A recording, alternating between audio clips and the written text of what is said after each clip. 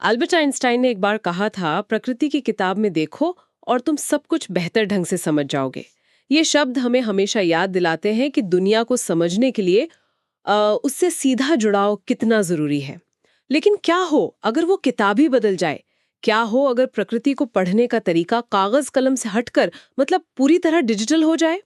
आज हम एक ऐसे ही बदलाव की गहराई में उतर रहे हैं जो विज्ञान, टेक्नोलॉजी और प्रकृति के साथ हमारे सदियों पुराने रिश्ते को शायद हमेशा के लिए बदल रहा है। हम बात कर रहे हैं पारिस्थितिकी की, यानी इकोलॉजी की। एक ऐसा विज्ञान जिसकी तस्वीर हमेशा से कीचड़ भरे जूतों, मच्छरों के काटने और जंगलों में बिताए गए अनगिनत घंटों से जुड़ी रही है। लेकिन आर्टिफिशियल इंटेलिजेंस का जो ये दौर है, वो इस तस्वीर को बहुत चुपचाप और निर्णायक रूप से बदल रहा है। तो चलिए इस डिजिटल जंगल की झाड़ियों में झांक कर देखते हैं कि वहां क्या छुपा है। आज की हमारी पड़ताल का आधार द हिंदू में प्रकाशित एक लेख है, जो यूपीएससी की तैयारी के लिहाज से भी बहुत महत्वपूर्ण है। जब भी हम किसी इकोलॉजिस्ट के बारे में सोचते हैं तो दिमाग में एक ही छवि बनती है ना? हाँ बिल्कुल, कोई इंसान घने जंगल में घूम रहा है, दूरबीन लगाए हुए। और एक छोटी सी नोटबुक में कुछ लिख रहा है। बिल्कुल। ये सिर्फ काम करने का एक तरीका नहीं था, ये तो एक पहचान थी। एक तरह का कह सकते हैं रोमांच था उसमें। हाँ, एक विश्वास की प्रकृति को समझने के लिए उसके बीच होना जरूरी है। जी। लेकिन अब ये पहचान एक बहुत बड़े बदलाव के दौर से गुजर रही है। और ये बदलाव देखिए अचानक नहीं आया है। इसके पीछे है डेटा का एक ऐसा महाविस्फोट जिसकी हमने शायद कभी कल्पना भी नहीं की थी। डेटा का महाविस्फोट, ये सुनने में बहुत बड़ा लगता है। है भी। यहाँ दिलचस्प बात यह है कि दुनिया भर के म्यूजियम में रखे 1 अरब से ज्यादा 1 अरब? जी 1 अरब से ज्यादा प्राकृतिक इतिहास के नमूनों को डिजिटाइज किया जा चुका है, उनकी पूरी आनुवांशिक जानकारी के साथ। ये अपने आप में एक विशाल डिजिटल लाइब्रेरी है। मतलब इतिहास के सारे रिकॉर्ड अब बस एक क्लिक पर मौजूद हैं? और ये तो बस शुरुआत है। इसके अलावा आई नेचुरलिस्ट जैसे प्लेटफॉर्म्स हैं। अच्छा, ये वो सिटीजन साइंटिस्ट वाले प्लेटफॉर्म है। वही, जहां दुनिया भर के आम नागरिक रोजाना लाखों तस्वीरें और अवलोकन अपलोड करते हैं। फिर सैटेलाइट्स हैं, ड्रोन्स हैं, जंगलों में लगे कैमरा ट्रैप्स, पानी से डीएनए सैंपल लेने वाले रोबोट, ये सब मिलकर लगातार जमीन, समुद्र और हवा से इतना डेटा भेज रहे हैं जितना शायद पिछली 1 सदी के सारे इकोलॉजिस्ट मिलकर भी इकट्ठा नहीं कर पाए होंगे। तो इसका मतलब ये हुआ कि हम एक ऐसे दौर में आ गए हैं जहां डेटा की कोई कमी नहीं है, बल्कि डेटा का एक सैलाब है। सही पकड़ा। और इसी सैलाब ने इकोलॉजिस्ट के काम करने का तरीका बदल दिया है। जो काम पहले सालों की फील्ड मेहनत मांगता था, जैसे किसी प्रजाति का वर्गीकरण करना या पंछियों के प्रवास के रास्ते को ट्रैक करना, बिल्कुल, वो अब एआई सिस्टम कुछ घंटों या दिनों में कर रहे हैं। काम अब मैदान से खिसक कर कंप्यूटर स्क्रीन पर आ गया है। और इसी को इन सिलिको कह रहे हैं। जी, इन सिलिको वर्क, मतलब जो सिलिकॉन चिप पर होता है। ये तो एक बहुत बड़ा मतलब एक फंडामेंटल बदलाव है। लेकिन सवाल ये उठता है कि कोई घनी जंगल की हकीकत को छोड़कर एक एल्गोरिदम पर भरोसा क्यों करेगा? इस नए तरीके के फायदे क्या इतने बड़े हैं कि वो फील्ड में जाने के अनुभव की जगह ले सके? इसके कई बहुत ठोस और व्यवहारिक कारण हैं। सबसे पहले और सबसे जरूरी, रोबोटिक और स्वचालित सिस्टम उन संवेदनशील जगहों पर इंसानी दखलंदाजी को कम करते हैं। अच्छा। जहां हमारी मौजूदगी ही इकोसिस्टम को बिगाड़ सकती है। सोचिए, कोरल रीफ या किसी पंछी के घोंसले के पास बार बार इंसानों के जाने से कितना नुकसान हो सकता है। सही बात है। रोबोट ये काम बिना किसी खलल के कर सकते हैं। बिल्कुल। और शायद उन जगहों पर भी पहुंच सकते हैं जहां इंसानों का जाना नामुमकिन है, जैसे गहरे समुद्र की खाइयों में या अमेज़न के घने जंगलों के सबसे ऊंचे पेड़ों पर। ये ऐसी जगह है जहां रिसर्च करना बेहद खतरनाक और महंगा है। तो ये ऑटोमेटेड सेंसर्स और ड्रोन्स एक तरह से हमारी आंखें और कान बन जाते हैं। बिल्कुल। और दूसरा बड़ा फायदा है डेटा की क्वालिटी और उसका पैमाना। एक इंसान या एक टीम मतलब कितने बड़े इलाके को कवर कर सकती है, उनकी अपनी सीमाएं हैं। हाँ, वो थकते हैं, उनका ध्यान भी भटकता है। जी, लेकिन यह सिस्टम 24 घंटे 7 दिन बिना थके हजारों वर्ग किलोमीटर के इलाके से एक जैसा मानकीकृत यानी स्टैंडर्डाइज डेटा इकट्ठा कर सकते हैं। ये मानकीकृत शब्द यहाँ बहुत महत्वपूर्ण लगता है। हम्म। क्योंकि अगर डेटा एक ही तरीके से इकट्ठा किया गया हो, तभी तो हम दुनिया के अलग-अलग कोनों की तुलना कर सकते हैं। मतलब ये पता लगा सकते हैं कि जलवायु परिवर्तन का असर भारत के जंगलों पर वैसा ही पड़ रहा है जैसा ब्राजील के जंगलों पर। बिल्कुल सही। यही इसकी सबसे बड़ी ताकत है। ये हमें बड़े पैटर्न देखने की क्षमता देता है जो किसी एक जगह पर खड़े होके कभी नहीं दिख सकते। तो तर्क ये दिया जा रहा है कि वैज्ञानिक का शारीरिक रूप से जंगल में मौजूद होना हमेशा जरूरी नहीं है। जंगल अब डेटा की धाराओं के रूप में उस तक पहुंच रहा है। हाँ, अब सवाल ये नहीं है कि वैज्ञानिक कहाँ खड़ा है, बल्कि ये है कि वो उस डेटा के सैलाब को कितनी बुद्धिमानी से समझ पाता है और उसकी व्याख्या कर पाता है। मतलब उसका काम अब फील्ड नोट्स लिखने से ज्यादा कोड लिखने का हो गया है। एक तरह से हाँ।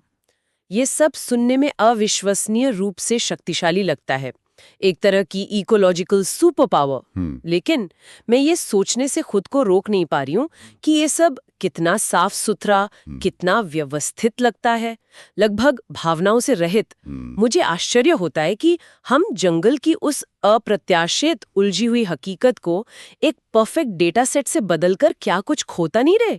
क्या इस साफ सुथरे दृष्टिकोण में कुछ छुपे हुए खतरे भी हैं? हाँ, और यही इस बहस का सबसे जरूरी और जटिल हिस्सा है। कई इकोलॉजिस्ट को अनुभव का विलोपन यानी एक्सटिंक्शन ऑफ एक्सपीरियंस की गहरी चिंता है। अनुभव का विलोपन, ये क्या है? ये एक बहुत शक्तिशाली विचार है। इसका मतलब है प्रकृति के साथ हमारे सीधे व्यक्तिगत जुड़ाव का धीरे धीरे खत्म हो जाना। जब एक शोधकर्ता अपना सारा समय स्क्रीन के सामने बिताता है तो वो उस मिट्टी की गंध, हवा में नमी या किसी जानवर की अप्रत्याशित मौजूदगी के एहसास को खो देता है। तो ये सिर्फ एक रोमांटिक विचार नहीं है, इसका वैज्ञानिक महत्व भी है। मतलब उस सहज ज्ञान या गट फीलिंग का खत्म हो जाना जो सालों तक किसी जगह पर काम करने से आता है। बिल्कुल। वो एहसास कि आज जंगल में कुछ ठीक नहीं है, जिसे कोई सेंसर पकड़ नहीं सकता। सही। इसे पारिस्थितिक सहज ज्ञान यानी इकोलॉजिकल इंट्यूशन कहते हैं। ये वो समझ है जो आपको सिर्फ डेटा पॉइंट नहीं बल्कि पूरे सिस्टम को एक साथ देखने की क्षमता देती है। जब आप किसी जंगल में सालों बिताते हैं तो आप अनकही चीजों को भी समझने लगते हैं। आप जानते हैं कि अगर एक खास तरह का कीड़ा गायब हो रहा है तो उसका असर किस फूल पर पड़ेगा और उस फूल पर निर्भर रहने वाली तितली का क्या होगा। और ये प्रासंगिक समग्र एल्गोरिदम के लिए सीखना बहुत मुश्किल है। हाँ, बिना इस समझ के डेटा सिर्फ नंबरों का ढेर है। और इसी से शायद दूसरी बड़ी चिंता भी जुड़ी होगी, एल्गोरिदम का पूर्वाग्रह यानी बायस। हम टेक्नोलॉजी को अक्सर निष्पक्ष मान लेते हैं, लेकिन वो उतनी ही निष्पक्ष होती है जितना उसे बनाने वाला इंसान या उसे दिया गया डेटा। ये एक बहुत बड़ा खतरा है। डेटा कभी तटस्थ नहीं होता। ये हमेशा इस बात को दर्शाता है कि उसे कैसे, कहां और क्यों इकट्ठा किया गया था। इसका कोई उदाहरण दे सकते हैं? बिल्कुल। सोचिए, अगर हमारे ज्यादातर कैमरा ट्रैप उन रास्तों पर लगे हैं जहां पर्यटक आसानी से पहुंच सकते हैं। अच्छा। तो एआई को क्या लगेगा? उसे लगेगा कि उस इलाके में बाघ और तेंदुए बहुत ज्यादा हैं क्योंकि वहां उनकी तस्वीरें ज्यादा आ रही हैं। जबकि असलियत ये हो सकती है कि जंगल के घने अंदरूनी हिस्सों से वे पूरी तरह गायब हो चुके हों, जहां कोई कैमरा नहीं है। जी। ये तो बहुत भयानक है। इसका मतलब है कि हम अपनी ही बनाई हुई पक्षपाती जानकारी के आधार पर संरक्षण की ऐसी नीतियां बना सकते हैं जो पूरी तरह गलत हों। हम अपनी पीठ थपथपा रहे होंगे कि हमने प्रजाति को बचा लिया, जबकि हकीकत में हम उसे खत्म होते देख रहे होंगे। यही इसका सबसे बड़ा जोखिम है। गलत व्याख्याएं विनाशकारी संरक्षण निर्णय लेने का कारण बन सकती हैं। और इसमें एक तीसरा बहुत ही व्यावहारिक पहलू भी है जिसे हम अक्सर नजरअंदाज कर देते हैं। वो क्या है? अकादमिक दुनिया का दबाव। आज के दौर में एक वैज्ञानिक का करियर इस बात पर निर्भर करता है कि वो कितनी तेजी से और कितने ज्यादा रिसर्च पेपर प्रकाशित करता है, जिसे पब्लिश और पेरिश कहते हैं। जी। और डेटा संचालित इन सिलिको रिसर्च अक्सर लंबी अवधि के फील्ड अध्ययनों की तुलना में बहुत तेजी से परिणाम देती हैं। अच्छा, क्योंकि डेटा पहले से ही मौजूद है। हाँ, एक वैश्विक डेटा सेट का विश्लेषण करके एक पेपर कुछ महीनों में तैयार हो सकता है, जबकि किसी एक प्रजाति पर फील्ड स्टडी में सालों लग सकते हैं। इस प्रतिस्पर्धी माहौल में एक युवा शोधकर्ता के लिए लैपटॉप पर काम करना करियर के लिहाज से ज्यादा फायदेमंद हो सकता है, बजाय सालों तक जंगल में रहने के। मतलब विज्ञान के प्रोत्साहन अब रोमांस से ज्यादा एल्गोरिदम का पक्ष ले रहे हैं। एक तरह से हाँ। तो ये कीचड़ भरे जूते बनाम लैपटॉप की एक सीधी लड़ाई नहीं है, ये उससे कहीं ज्यादा जटिल है। एक तरफ हमारे पास टेक्नोलॉजी की अपार शक्ति है जो हमें वो चीजें दिखा सकती है जो हमने कभी नहीं देखी हैं। दूसरी तरफ हमारे पास इंसानी अनुभव, सहज ज्ञान और जमीनी हकीकत की समझ है जिसे हम खोने का जोखिम उठा रहे हैं। तो क्या हमें इन दोनों में से किसी एक को चुनना होगा? नहीं, इसे इस तरह देखना एक गलती होगी। यह एक झूठा द्वंद्व है। हमें ये भी मानना होगा कि पारंपरिक फील्ड वर्क की भी अपनी सीमाएं हैं। मानवीय अवलोकन सीमित होता है, व्यक्तिपरक होता है और रुक कर होता है। मतलब हम सब कुछ नहीं देख सकते। हाँ, इंसान थक जाते हैं, उनका ध्यान भटक सकता है, या वे सिर्फ उन चीजों को देखते हैं जिन्हें वे देखना चाहते हैं। जैसे हम अक्सर बड़े और करिश्माई जानवरों पर ध्यान देते हैं और छोटे कीड़े मकोड़े या पौधों को नजरअंदाज कर देते हैं, जो इकोसिस्टम के लिए कहीं ज्यादा जरूरी हो सकते हैं। सही बात है। एक इंसान किसी एक पेड़ को लगातार 5 साल तक दिन के 24 घंटे नहीं देख सकता, लेकिन एक कैमरा ये काम आसानी से कर सकता है। और एक एआई उस 5 साल की फुटेज का विश्लेषण शायद कुछ घंटों में कर सकता है। बिल्कुल, और ऐसे पैटर्न ढूंढ सकता है जो किसी इंसान की नजर से छूट जाते हैं। एआई उन संबंधों को खोज सकता है जो इतने बड़े पैमाने पर फैले होते हैं कि अकेले फील्ड वर्क से उन्हें कभी नहीं पकड़ा जा सकता। इस मायने में इन सिलिको इकोलॉजी को वास्तविकता से पलायन के रूप में नहीं देखा जाना चाहिए, बल्कि इसे इंसानी शोधकर्ताओं के लिए प्रकृति को और भी गहराई से और भी नए तरीकों से देखने का एक शक्तिशाली जरिया समझना चाहिए।